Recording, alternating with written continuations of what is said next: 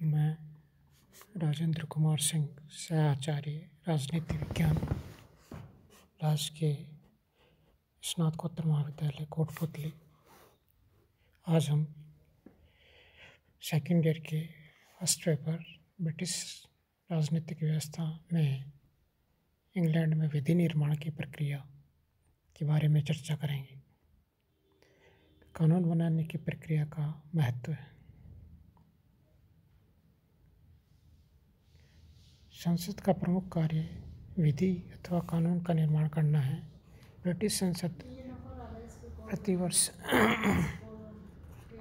सैकड़ों विधेयकों को पारित करती है। जब वह स्वयं कानून नहीं बनाती है तब वह व्यवस्थापन का अधिकार प्रदत्त व्यवस्थापन के माध्यम से विभिन्न विभागों को प्रदान कर देती है। विधि निर्माण के लिए संसद में एक निश्चित और निर्धारित प्रक्रिया के अनुसार कार्य होता है। इंग्लैंड में व्यवस्थापन के लिए अत्यंत वैज्ञानिक पद्धति का आविर्भाव हुआ है। इस क्षेत्र में विश्व के अन्य देशों के लिए इंग्लैंड पथ प्रदर्शक सिद्ध हुआ है। विधेयकों के प्रकार। मोटे रूप में सभी विधेयकों को एक महत्वपूर्ण आधार पर दो भागों में विभाजित किया जा सकता है: सार्वजनिक विधेयक और निजी विधेयक। सार्वजनिक विधेयक भी दो प्रकार के होते हैं। नंबर 1, निजी सदस्यों के विधेयक। सेकंड, सरकारी विधेयक। सरकारी विधेयक भी दो प्रकार के होते हैं: वित्त विधेयक व सामान्य विधेयक। विधेयकों के विभिन्न प्रकारों को निम्नांकित तालिका द्वारा अच्छी प्रकार समझा जा सकता है। विधेयक: सार्वजनिक विधेयक, निजी विधेयक। निजी सदस्यों के विधेयक, सरकारी विधेयक, वित्त विधेयक, साधारण विधेयक। उपयुक्त विधेयकों की व्याख्या निम्न प्रकार है। सार्वजनिक विधेयक। सार्वजनिक विधेयक वह होता है जिसका प्रभाव समस्त जनता या जनता के अधिकांश भाग पर पड़े। उदाहरणार्थ, करारोपण अथवा चुनाव प्रणाली से संबंधित विधेयक सार्वजनिक विधेयक कहलाएंगे। असार्वजनिक अथवा निजी विधेयक। असार्वजनिक विधेयक वह होता है जिसका संबंध किसी स्थानीय क्षेत्र, निगम का, नगरपालिका अथवा किसी विशेष हित से होता है। इसका प्रभाव क्षेत्र भी सीमित होता है। ऐसा विधेयक सर्वसाधारण से संबंधित नहीं होता, उसका संबंध सीमित संख्या के लोगों से होता है। उदाहरण के लिए, किसी निगम को गैस प्लांट खरीदने की आज्ञा देना, किसी नगरपालिका के अधिकारों में वृद्धि करना, किसी कंपनी विशेष को जमीन खरीदने की अनुमति प्रदान करना असार्वजनिक विधेयक कहलाएंगे। नंबर 3, वित्तीय विधेयक। जिन विधेयकों का संबंध करारोपण, सरकार द्वारा ऋण लेने आदि से होता है उन्हें वित्तीय या धन विधेयक कहते हैं। वित्तीय विधेयक केवल मंत्रियों द्वारा प्रस्तुत किए जाते हैं। नंबर 4, अवित्तीय विधेयक या साधारण विधेयक। जिन विधेयक का संबंध आय या व्यय से नहीं होता उन्हें साधारण या अवित्तीय या गैर वित्तीय विधेयक कहते हैं। ये विधेयक या तो सरकार की ओर से प्रस्तुत किए जा सकते हैं या गैर सरकारी अथवा प्राइवेट सदस्यों द्वारा। सरकारी विधेयक। इनसे अभिप्राय उन सार्वजनिक अवित्तीय विधेयकों से जो मंत्रियों द्वारा रखे जाते हैं। गैर सरकारी विधेयक या प्राइवेट सदस्य विधेयक। इनसे अभिप्राय उन सार्वजनिक अवित्तीय विधेयकों से जो गैर सरकारी या प्राइवेट सदस्यों द्वारा प्रस्तुत किए जाते हैं। इन विधेयकों का प्रभाव सर्वसाधारण जनता पर या जनता के अधिकांश भाग पर पड़ता है।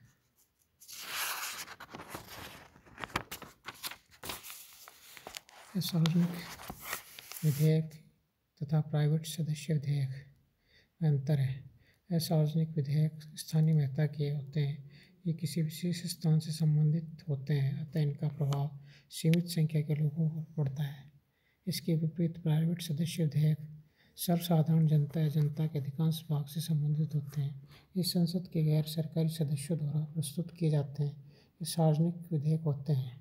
सार्वजनिक विधेयक पारित होने की प्रक्रिया। सार्वजनिक विधेयक दोनों सदनों में प्रस्तुत किए जा सकते हैं, चाहे उसे किसी भी सदन में प्रस्तुत किया जाए, पर वह दोनों सदनों द्वारा स्वीकार किया जाता है। सार्वजनिक विधेयकों को पास होने के लिए निम्न अवस्थाओं से गुजरना पड़ता है। नंबर 1, प्रस्तुतिकरण व प्रथम वाचन। व्यवस्थापन की प्रक्रिया में पहला स्तर विधेयक प्रस्तुतिकरण तथा प्रथम वाचन का होता है। इंग्लैंड में ऐसी प्रथा है कि विधेयक का प्रस्तुतिकरण व प्रथम वाचन एक साथ ही होता है। विधेयकों के प्रस्तुतिकरण के विषय में स्मरणीय है, कोई भी सार्वजनिक विधेयक सिद्धांत किसी भी संसद सदस्य द्वारा प्रस्तुत किया जा सकता है, पर व्यवहार में सभी महत्वपूर्ण सार्वजनिक विधेयक सरकार की ओर से किसी मंत्री द्वारा प्रस्तुत किए जाते हैं। विधेयकों के प्रस्तुतिकरण की 3 विधियाँ हैं। प्रथम, साधारण प्रस्तुतिकरण की विधि, जिसके अंतर्गत विधेयक के प्रस्तावक को विधेयक प्रस्तुत करने से पूर्व किसी प्रकार का भाषण नहीं देना पड़ता। विधेयक को प्रस्तुत करने की लिखित सूचना वह सदन के लिपिक को देता है। सदन का अध्यक्ष विधेयक को विधिवत प्रस्तुत करने के लिए उसे बुलाता है। वह स्वयं या लिपिक शीर्षक से सुना देता है। इस प्रकार प्रस्तुतिकरण हो जाता है। इसके बाद एक प्रस्ताव किया जाता है कि विधेयक को पहली बार पढ़ा हुआ समझा जाए, उसे छपवाने की आज्ञा प्रदान की जाए। इस प्रस्ताव के स्वीकार होने पर विधेयक का प्रस्तुतिकरण व प्रथम वाचन समाप्त हो जाता है। प्रस्तुतिकरण की द्वितीय विधि को 10 मिनट के नियम का प्रस्तुतिकरण कहा जाता है। इस विधि का प्रयोग सरकार द्वारा उन महत्वपूर्ण विधेयकों के लिए किया जाता है जो विवादपूर्ण होते हैं। इस विधि के अंतर्गत प्रस्तावक तथा विपक्ष के एक सदस्य को थोड़े थोड़े समय में इस बात का अवसर दिया जाता है कि प्रस्ताव विधेयक का उद्देश्य व उसका महत्व तथा विपक्ष उसकी आलोचना संक्षेप में सदन के सम्मुख रखे। इसके पश्चात इस बात का प्रस्ताव रखा जाता है कि विधेयक का प्रथम वाचन पूरा हो जाता है। प्रस्तुतिकरण की तृतीय विधि को विधेयक की व्यवस्था पर प्रकाश डालने वाला प्रस्तुतिकरण कहा जाता है। इस विधि के अंतर्गत प्रस्तावक अपने विधेयक के सिद्धांतों और लाभों को बताते हुए एक लंबा भाषण देता है। वह सदन में अपने विधेयक को प्रस्तुत करने की अनुमति देने का प्रस्ताव रखता है। विरोध करने वाले सदस्य विधेयक का विरोध करते हैं। अंत में मतदान द्वारा निर्णय होता है। यदि सदन का निर्णय प्रस्ताव के पक्ष में होता है तो इस प्रकार का प्रस्ताव सदन के समक्ष रखा जाता है कि विधेयक का प्रथम वाचन पूर्ण समझा जाए। द्वितीय वाचन। प्रथम वाचन के कुछ दिन पश्चात निर्धारित कार्यक्रम के अनुसार विधेयक को सदन के सम्मुख द्वितीय वाचन के लिए लाया जाता है। इस समय विधेयक के सैद्धांतिक पक्ष पर बहस होती है। प्रस्तावक अपने पक्ष अपने भाषणों में सिद्ध करने का प्रयत्न करता है कि विधेयक कितना आवश्यक है और उसके क्या क्या लाभ होंगे। विपक्ष यह सिद्ध करने का प्रयत्न करता है कि विधेयक कितना अनावश्यक है और उससे क्या क्या हानि होगी। इस अवस्था पर विधेयक को आगे बढ़ने या वहीं समाप्त करने के संबंध में बहस होती है। उसमें संशोधन नहीं रखे जा सकते। इस वाचन में पूर्ण विधेयक को स्वीकार अथवा अस्वीकार किया जा सकता है। अस्वीकार करने के लिए प्राय 2 तरीके काम में लाए जाते हैं। पहला तरीका यह है कि सीधे शब्दों में प्रस्ताव रख दिया जाए कि अमुक विधेयक सिद्धांत रूप से दोषपूर्ण है तथा उसे कानून न बनाया जाए। दूसरा तरीका यह है कि विरोधी पक्ष की ओर से विधेयक को इतने समय बाद दूसरी बार पढ़ने का संशोधन रख दिया जाए कि संसद का सत्र ही समाप्त हो जाए। द्वितीय वाचन में यदि सरकार की हार हो जाए तो सरकार को त्यागपत्र देना पड़ता है। फाइनर के अनुसार द्वितीय वाचन के समय सरकार की पूर्ण परीक्षा होती है। यदि विपक्ष सफल होता है तो इसका अर्थ अविश्वास का प्रस्ताव होता है तथा सरकार को त्यागपत्र देना पड़ता है। सीमित स्तर। दूसरे वाचन से पारित होने के बाद विधेयक समिति अवस्था में प्रवेश करता है। विधेयक के उपबंधों पर विस्तृत चर्चा करने के लिए इसको किसी भी स्थायी समिति के पास भेज दिया जाता है। परंतु यदि विधेयक बहुत महत्वपूर्ण है या विवादास्पद है तो सदन यह आदेश दे सकता है कि विधेयक को प्रवर समिति के पास भेज दिया जाए। सदन किसी भी साधारण विधेयक को किसी विशेष कारण से सारे सदन की समिति के पास भेज सकता है, परंतु ऐसा बहुत कम होता है। विधेयक के जीवन में समिति स्तर का बड़ा महत्व है। इसी स्तर पर विधेयक को विधेयक के रूप में पूर्ण बनाया जाता है। इस स्तर पर विधेयक पर धारा प्रतिधारा व शब्द प्रतिशब्द विचार किया जाता है। यहाँ विधेयक पर अनौपचारिक ढंग से विचार होता है। विधेयक पर पूरी तरह छानबीन करने के बाद एक रिपोर्ट तैयार की जाती है। इसे समिति का सभापति सदन के सामने रखता है।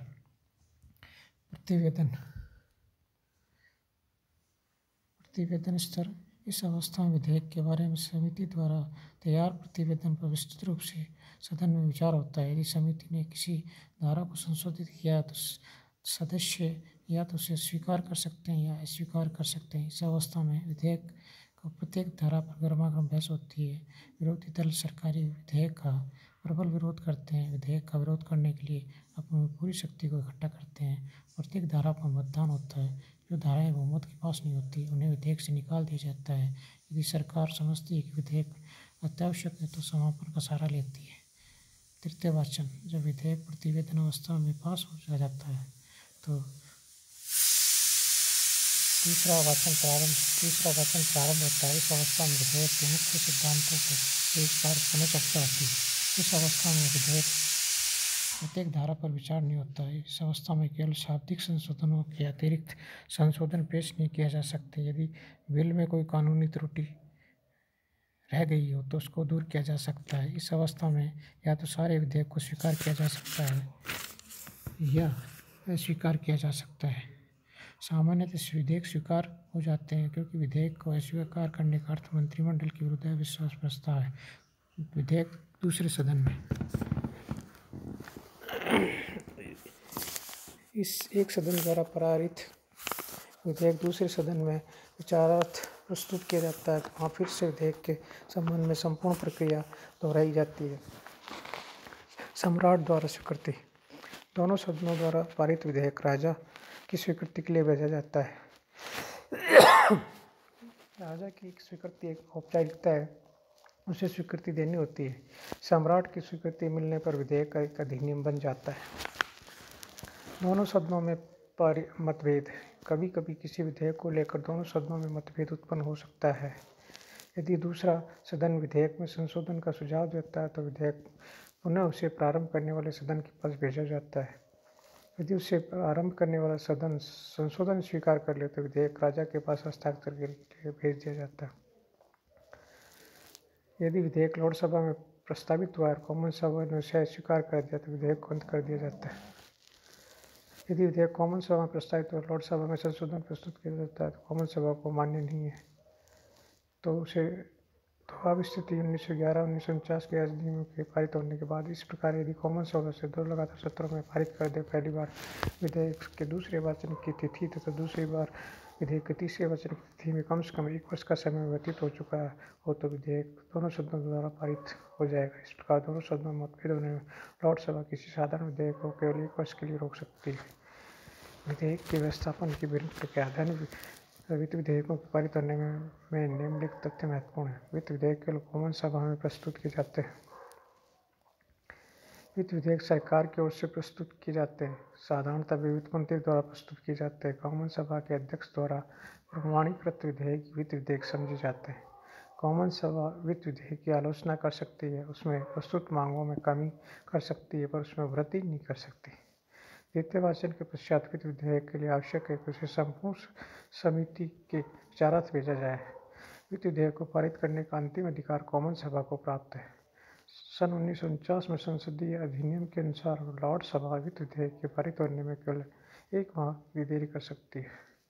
वित्त विधेयक के बारे में सम्राट अपनी अनुमति देने से इनकार नहीं कर सकता। निजी विधेयकों से संबंधित भिन्न प्रक्रिया। निजी सदस्यों के विधेयक भी सार्वजनिक विधेयक होते हैं परंतु उन्हें सदन किसी भी साधारण सदस्य द्वारा प्रस्तुत किया जा सकता है, जबकि सरकारी सार्वजनिक विधेयक मंत्रियों के द्वारा सदन में प्रस्तुत किए जाते हैं। ऐसे विधेयकों के बारे में निम्नलिखित तथ्य महत्वपूर्ण है।